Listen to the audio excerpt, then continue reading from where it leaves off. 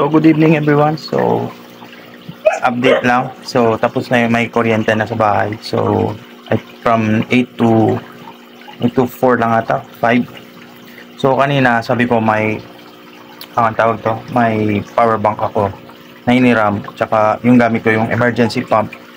Ito, chinek ko ngayon pag uwi ko.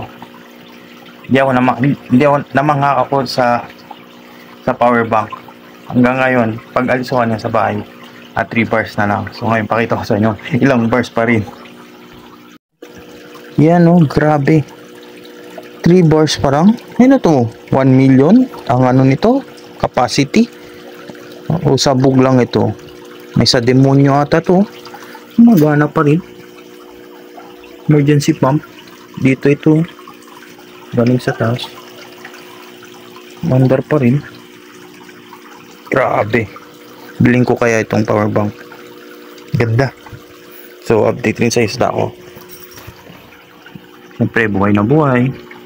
May pump tayo. Emergency pump. Na guys, so, safe naman ang ating mga isda. Bibili ako ng gandang brand nito. Power bank. Hindi ko alam. Anong brand nito? Masa demonyo ata ito eh. Hanggang ngayon. Pwede pa ito pang 5 araw. Ganda to. So, yun lang guys. Happy fish keeping.